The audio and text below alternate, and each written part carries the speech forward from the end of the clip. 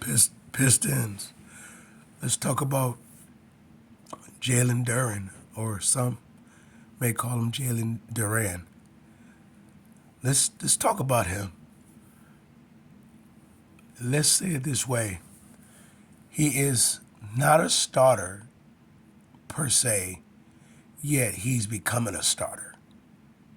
In other words, just because you're thrown in a lineup doesn't necessarily mean that you're a starter. You could just be a reserve filling the spot for the person that is actually a starter. A starter is like an individual who's going to set a tone. A starter is an individual within that setting of that tone. They're laying down a trail, if you will, for the reserves or whatever that's coming behind them. They don't have much to pick up the slack. Now, if let's say for example, if Jalen Duran gets into early foul trouble, right? So now he becomes a reserve. He's not a starter. So now Isaiah Stewart has to pick up his slack. But Isaiah Stewart is a reserve, forced to be a starter. Now, Isaiah Stewart supposed to be able to, once he leave, when at the point when time for Duran to come back in, he's supposed to leave a trail that he picked up the slack from what Duran started off with.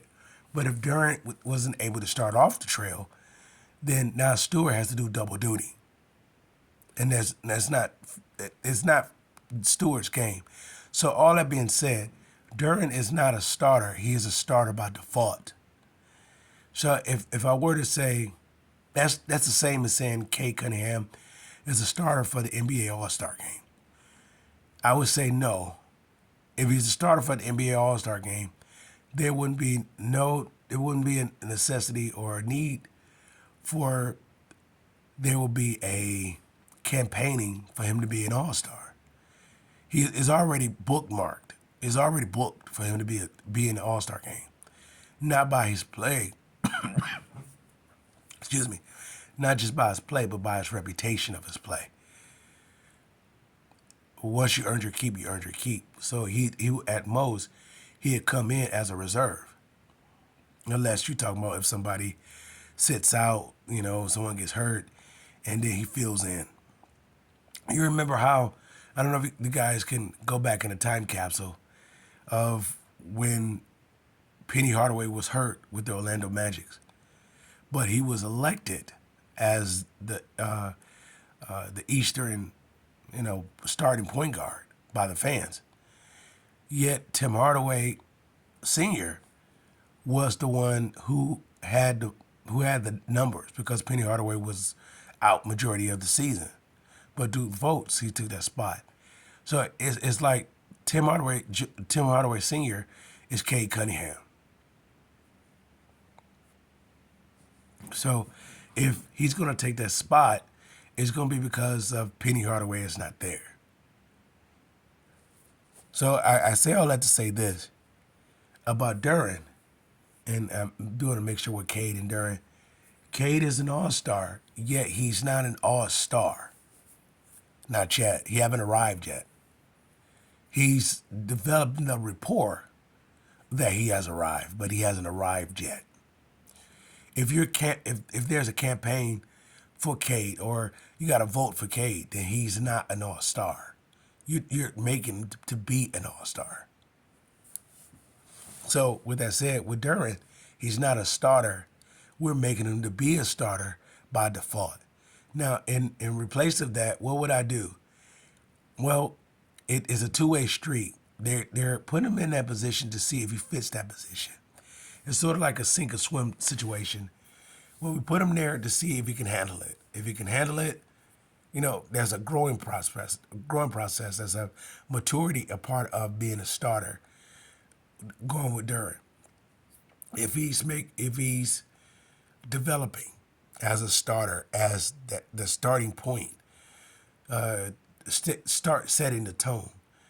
Okay, early this year was, excuse me, early this year, it was speculated that, okay, maybe he shouldn't be, he was penciled in as a starter, but as the season started, the play was, the criticism about his play was that he's not motivated or that he's not engaged. And we could say due to injury, you could say due to him fouling early or being unavailable, whatever the case may be. But that being said, it was question about taking him out of the starting lineup. The only thing, the reason why he's in the starting lineup, because he's at the testing point to see if he is a starter. Well, prior to up to this point, there was no reason for what they're doing now with him couldn't be done last year or the year before because the team wasn't in this type of position where it's the games are starting to matter or the approach of the game. Let me say that the approach of the game is starting to matter. And they're not quite there yet, but the game is starting to approach. So it's more being asked of him to be more detailed about his possessions. So now he has to mature a lot faster, or he's finally ready to contribute where he was waiting for the Pistons to come up to that point. Either way, I want to say I don't know. I don't know if they can move Isaiah Stewart. I almost want to say don't move him, and not because his physical play or his block shocking, abilities and so forth, or his defense ability. It just he's a foundation piece. He's great coming off, as a reserve. Now, of course, you get a deal that you just can't refuse. Then I understand it. But I say that to say this: there's another player, if given the opportunity, for the Pistons to pursue or to go after with their 14 remaining cap space, and that is Jock Linadale. I believe that's his last name, Linadale. Well, I will go after him. He's 6'11", number one, so that makes him automatically the tallest player on the team. I don't know about his wingspan, but I'm going to say give or take that he at least going to be 7 feet or more with his wingspan. So I can use that. I can use that. 6'10" with a 7'4" wingspan, I can use that. But if you gave me 6'11" with at least a 7 foot plus wingspan, I'll take it. And not just that, he helps his team out in so many ways that he becomes like the missing element. And I want to say he's on a 1 year deal and he's relatively cheap. I don't know if Houston will be willing to give him up for nothing. I mean, little or nothing. Let's say for cap space, or maybe they're looking to get off another player of theirs along with him because they have this. They have to. I think they're up to resign Amon and I'm drawing a blank. It's another rookie contract is coming up, so they may be looking to extend these two players. So maybe they be looking to move. If so, if I'm the Pistons, even though you have Stewart and Reed and Duran, I would take that deal for Jock.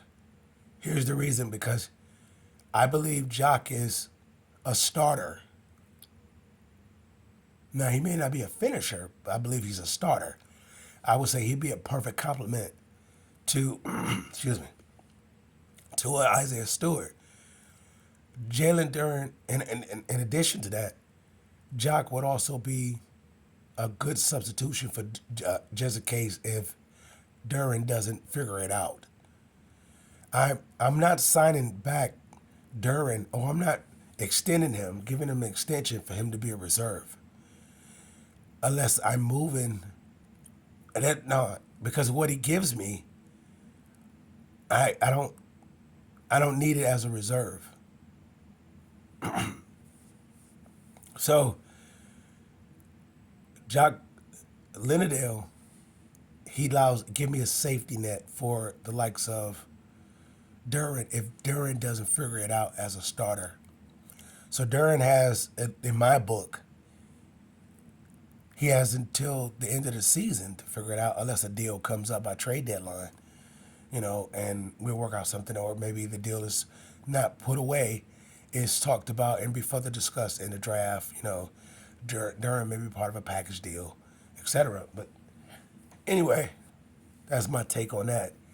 But I like the idea of if the Pistons were to go after a Jock Lindenau, and he's immediately a starter,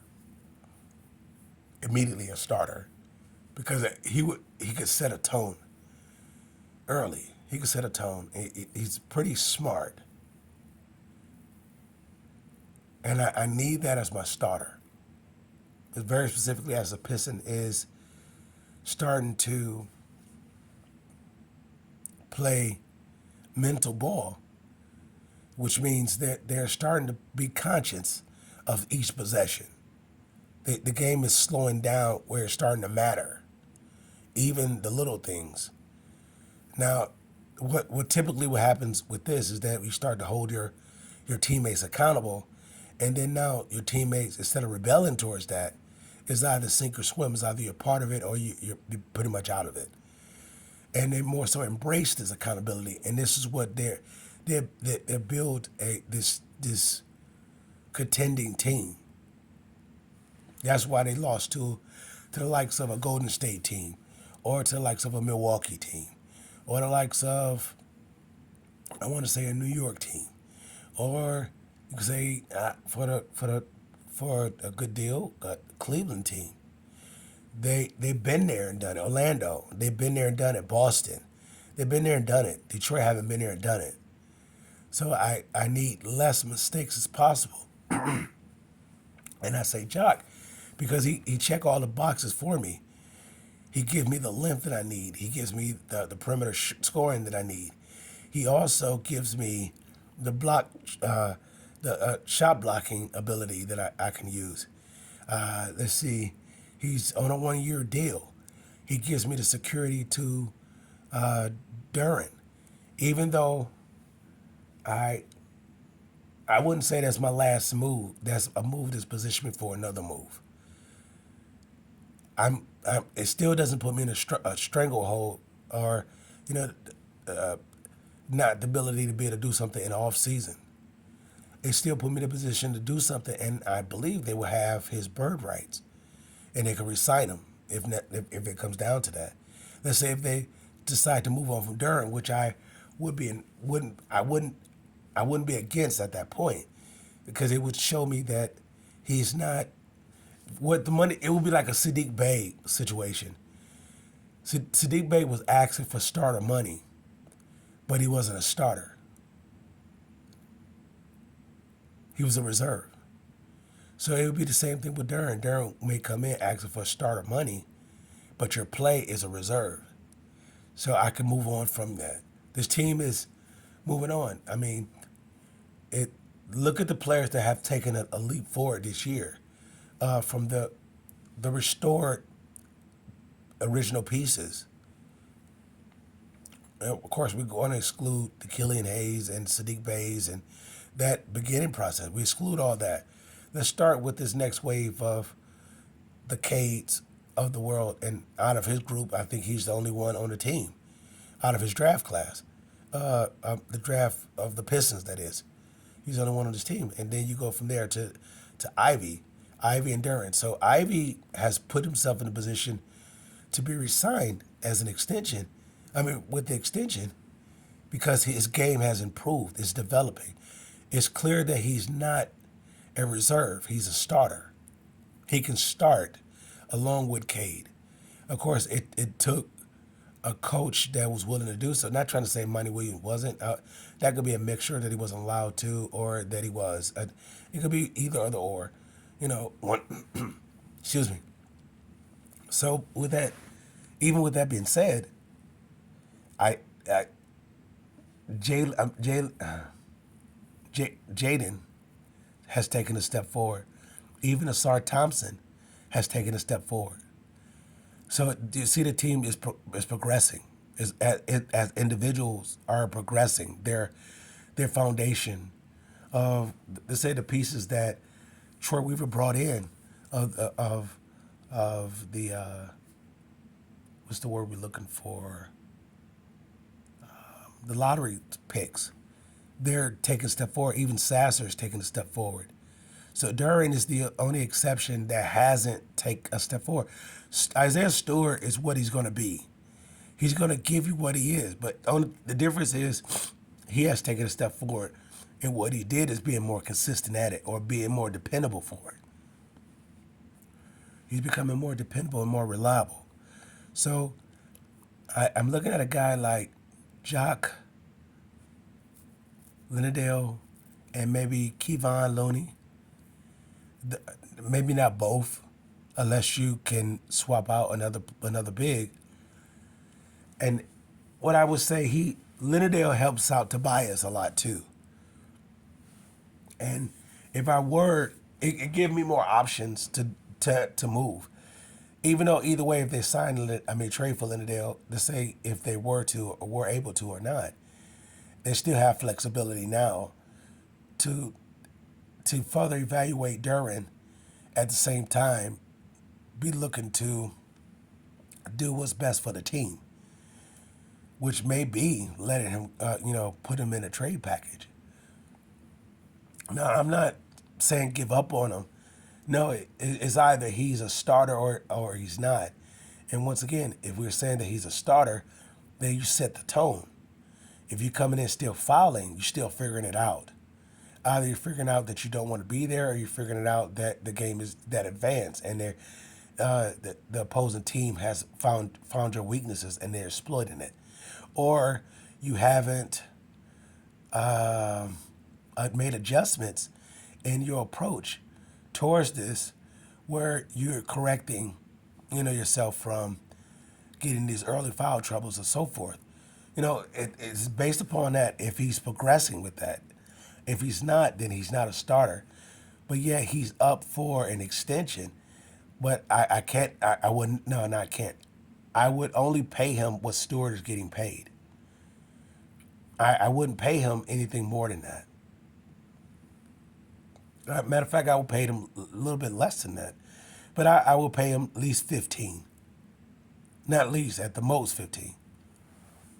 At the most 15 per year. Otherwise, I can go outside and do it elsewhere. Now, am I saying he could develop into something? Yeah, that's just it. If he could develop into something, why he's not developing within it now? Go ahead and tell me he needs time. But if you've been here for 4 years, how much time do you need? How much more time do you need?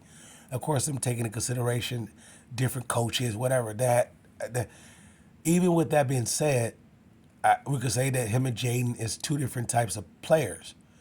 I get that. But look what Jaden had to go through and going through, and you still see the development, you see the adjustments, you see the process of the progress. You see him progressively gotten better, even being in and out the lineup. Now, Duran was never in and out the lineup by coach's decision. He was in and out the lineup by his play.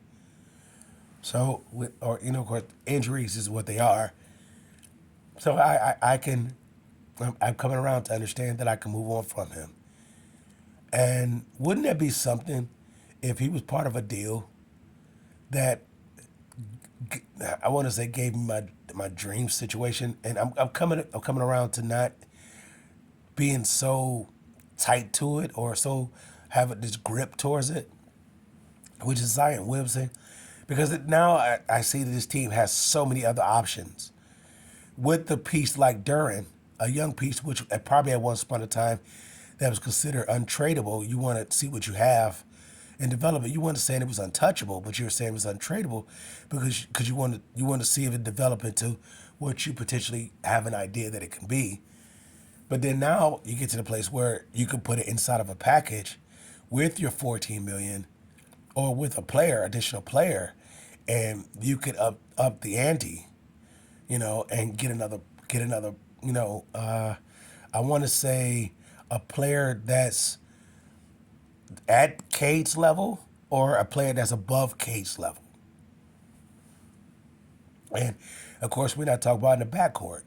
Because I believe they have, if Cade is one, they have a 1A, at the very least a 1B in Ivy. So I don't believe they need another 1A. I mean, a 1, because that will reduce, well, I guess you could say, no, they don't need another backcourt mate. So that will rule out the Zach Levines of the world. That was before this maturity growth of this team. Some people call it overachievement. I don't. I just call it maturity growth. They just decided, to start playing confident ball. And it took some time to do it, but they did it. But anyway, with all that said, we'll close out with this. If a dream scenario were to approach them where it would involve Duran as a sweetening of the deal, maybe that in the first rounder, for a player that is at Cade's level or above Cade's level, that's not in the backcourt per se,